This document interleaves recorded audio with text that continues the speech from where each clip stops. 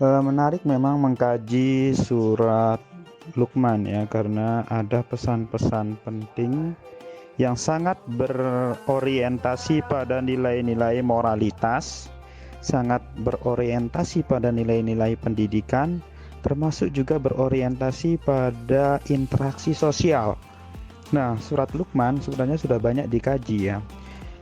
Tapi untuk mengambil surat Luqman sebagai objek material dalam skripsi maupun tesis itu juga masih punya potensi untuk dikaji.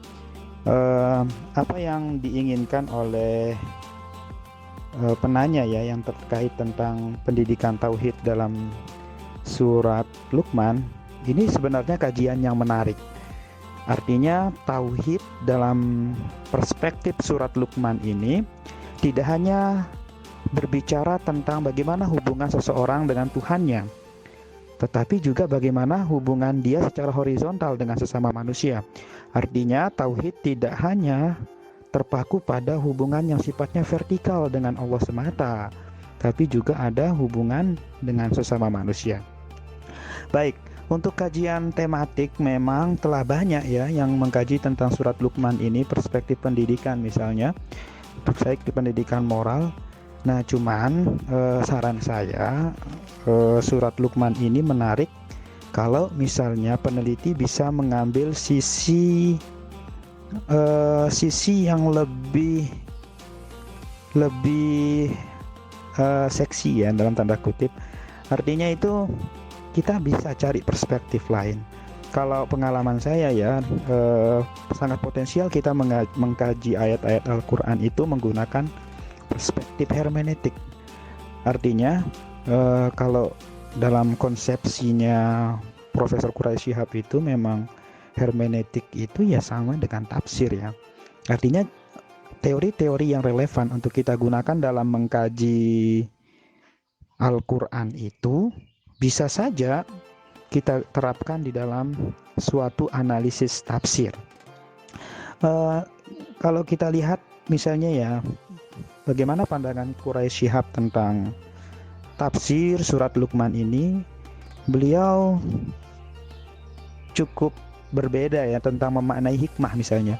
Hikmah dalam pendapat Quraisy Shihab di dalam tafsir Al-Misbah itu menyebut bahwa hikmah itu dari kata hakamah yang artinya itu kendali. Artinya hikmah itu berfungsi untuk mengendalikan sesuatu. Jadi dalam hal ini Luqman itu diajari hikmah itu biar bisa mengendalikan kemudaratan dan memberikan kebaikan bagi orang yang diberikan hikmah itu. Nah, prinsip yang dibangun di dalam surat Luqman ini sangat kompleks ya. Ada kesalehan vertikal, artinya kesalehan seseorang terhadap Tuhannya, dan ada kesalehan sosial, bagaimana seseorang berinteraksi dengan sosialnya. Nah, ini hal yang menarik sebenarnya kalau bisa kita lihat perspektif linguistik tadi ya, misalnya dari sisi hikmah tadi, kemudian dari sisi hermeneutik penafsirannya, dari bagaimana dari kesalehan individu melalui dari pematangan tauhid tadi menjadi kesalehan sosial di dalam ayat-ayat terakhir surat Luqman. Itu hal yang menarik sebenarnya kalau kita bisa angkat itu dalam kajian skripsi maupun tesis. Nah, jadi tergantung bagaimana kita menggunakan objek formal yang baik. Jadi objek materialnya mungkin sama-sama surat Luqman dengan beberapa skripsi yang lain, dengan beberapa penelitian yang lain, tapi dengan kita menghadirkan objek formal yang berbeda, dalam hal ini misalnya kita menggunakan pendekatan hermeneutik ya untuk melihat surat Luqman ini, maka itu akan menghasilkan suatu konsep yang juga berbeda. Apalagi jika dikaitkan dengan tema pendidikan, maka akan terlihat nanti bagaimana susunan-susunan redaksi itu juga akan memberikan pengaruh terhadap pesan-pesan yang akan disampaikan dalam sebuah ayat. Jadi mungkin bisa dilihat ya, dipetakan. Kalau saran saya, misalnya cari skripsi maupun tesis seputar surat Luqman dan lihat bagaimana surat Luqman itu dikaji oleh peneliti-peneliti sebelumnya, baru kemudian tentukan peneliti yang ingin mengkaji surat Luqman sekarang ini, dia posisinya di mana? Positioningnya ya, dan terutama nanti juga novelty-nya, apa kebaharuan yang bisa diambil oleh peneliti dengan mengkaji surat Luqman ini, tentunya dengan objek formal yang berbeda atau pisau analisis yang berbeda itu. Ya mungkin ini saja saran saya. Terima kasih. Penelitian kepustakaan atau juga dikenal dengan sebutan library research, dia lebih mengedepankan pada teoritis dan filosofis daripada uji empiris di lapangan. Nah, jadi penelitian kepustakaan ini dia lebih pada bagaimana seorang peneliti lebih banyak melakukan teori, uji-uji teori yang ada di pemikiran tokoh tersebut misalnya, yang sifatnya adalah membangun sebuah wacana atau mengambil kesimpulan dari apa yang ingin kita satukan di dalam rumusan masalah. Saya ketika melakukan penelitian library research kemarin ketika S2, tesis saya itu kebetulan juga tentang tokoh, yaitu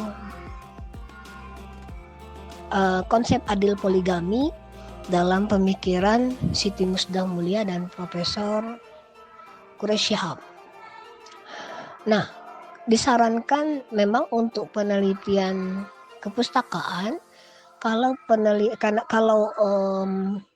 objek yang kita teliti atau tokoh yang kita teliti itu masih hidup, maka memang lebih layak lagi kita langsung wawancara terhadap mereka. Beda dengan misalnya kalau yang ditujukan atau yang ditanyakan misalnya pemikiran Gus Dur, maka satu sisi kita memang harus melakukan uji teorinya melalui buku-buku yang berkenaan dengan apa yang ingin kita teliti. Di samping itu juga bisa kita dengarkan misalnya apakah Gus Dur pernah menyampaikan dalam seminar, dalam ceramahnya, atau di media massa atau mungkin di media cetak juga. Nah, ini dikumpulkan untuk kemudian disatukan dan diambil intisari daripada pemikiran beliau untuk kemudian kita masukkan di dalam penelitian kita. Saya pikir itu untuk library research. Sebenarnya library research ini dikatakan mudah, ya mudah. Dikatakan susah, ya susah. Mudah kalau kita punya bahannya. Kita sudah siap dengan bahannya yang banyak. Itu yang paling penting ya, bahannya banyak gitu. Nah, dikatakan susah, ya susah karena memang kita harus teliti sekali. Kita harus lebih banyak baca lagi dan tidak hanya sekedar copy paste saja, tapi kita juga membandingkan dari buku-buku yang dihasilkan oleh sang tokoh. Amat berbeda kalau surah Al-Quran Luqman ayat 12-19 itu ketika diangkat menjadi pola asuh ya. Karena pola asuh itu termasuk paten, ada bagian-bagian sendiri. Alangkah baiknya kalau untuk surah Luqman ayat 12-19 ini lebih menitik beratkan pada nilai-nilai pendidikan, apakah itu pendidikan tauhid atau pendidikan anak atau pendidikan apapun misalnya yang kira-kira cocok dengan temanya yang ingin diangkat. Dia lebih kepada mencari pelbagai nilai-nilai pendidikannya saja, daripada kemudian nanti kita sibuk mengarahkan atau melebarkan masalah mulai dari pola asuh. Nanti akhirnya tidak fokus untuk menggali poin penting di dalam ayat-ayat pada surah Luqman yang ingin diteliti tersebut.